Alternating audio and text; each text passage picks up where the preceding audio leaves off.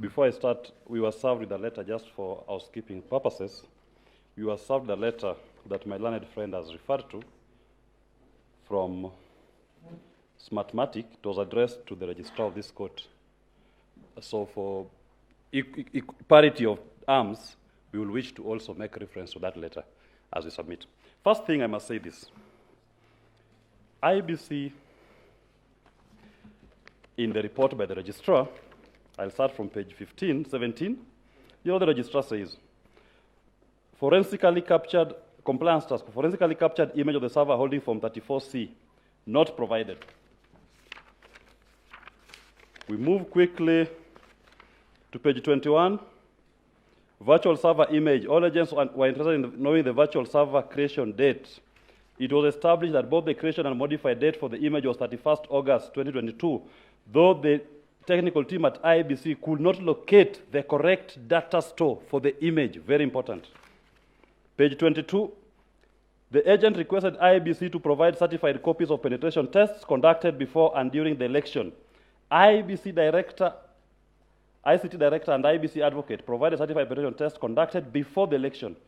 IBC advocate informed the applicants that IBC did not carry out penetration tests during the election period, citing penetration tests are not conducted during the election. That is very important, and I asked the court to find out why it's important to conduct penetration tests. At page 24, it was noted that the containers running in the virtual machine are actual computers. IEBC declined to share further details on the containers. Ask your expert why they refused, and they'll tell you. At page 25, what was the IEBC password policy on the server? The response, captured by the registrar. IEBC could not display for security reasons. Number 31, the agent wanted to know why the user says logs in from server 192.168.95.64. There was no proper explanation for this issue. The agent requested to know if the antivirus or anti-malware was installed. IBC did not respond. What am I trying to say? Just even from the basic information that was provided to the agents for the scrutiny, IBC successfully exposed how vulnerable our system was. And for the first year, IT students, I'll give you, they can take down note, what IBC gave as the memory. The capacity of the server that was provided. Memory was 6.4 GB. Clock speed was 9.84 GHz. Hard disk was 300 GB. The server specifications that they provided us with is less than even the laptops that we're using here. That is what they are presenting to us, that they were hosting the entire election infrastructure in these elections. It was not possible. Why I've put that image? It's very important we know. I talked about the middleman. Diego Armando Camargo, distributing results. That is the person who you are not allowed to see. That is the person who, when the Supreme Court makes an order to be allowed complete access, to be provided the password policies, that is the Diego Camargo who we are being told you cannot access him. That back office, polling station goes to him. He's the one who sends to the returning officer. He's the one who sends to the National Tallying Center. He's the one who sends to the public portal. He's the one controlling everything. He's the midfielder distributing to everybody the results of this election. What he says are the results.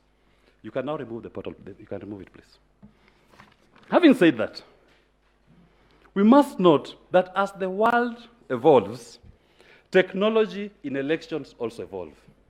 Previously, when my learned senior, James Orengo, was running in 1979 in Ugenya, people used to stuff ballots and run away with them physically. Progressively, they start changing forms. Now, elections are stolen on technology. That's why I said machines are voting for us. I refer you to a case that I've mentioned in my authorities, Dr. W versus the German Bundestag, where the Germans asked themselves, are the Germans really voting or machines are choosing our leaders? And they said, if the technology does not meet the thresholds of our constitution, do away with that technology until it conforms. In this particular case, We've demonstrated through the registrar's report that the technology that we deployed in this election, even this Supreme Court cannot access it. This Supreme Court order was countermanded by the letter which I have referred to, dated 31st of August.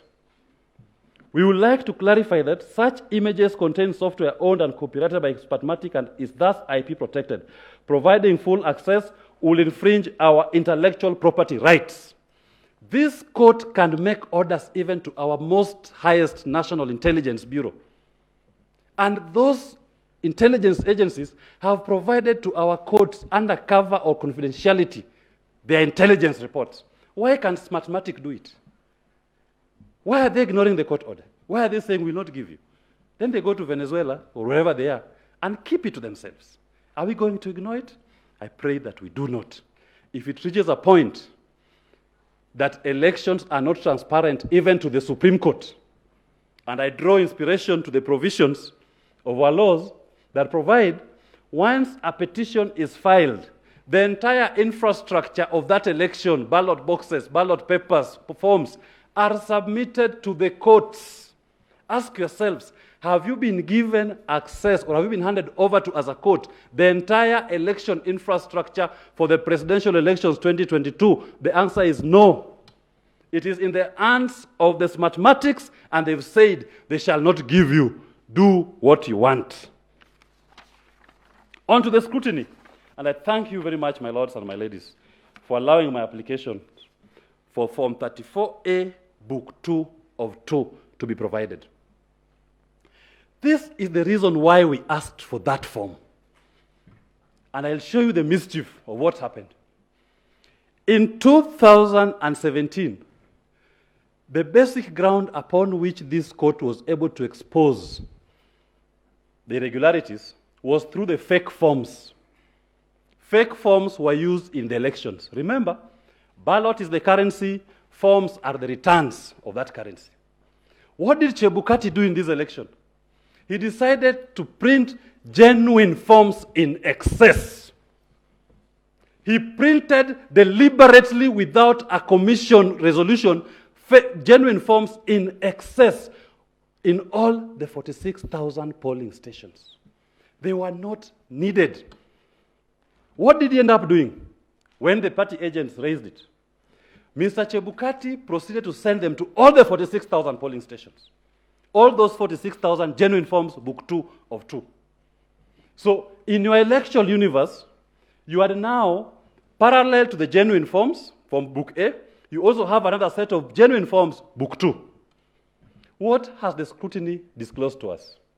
It has disclosed to us that 50% of Book 2 was used. I had requested that we be given Book 2 in the entire country. And the court in clarification said, limit it to the polling stations in Ms. Celestine's affidavit. And I took it. It has confirmed what I believed actually happened.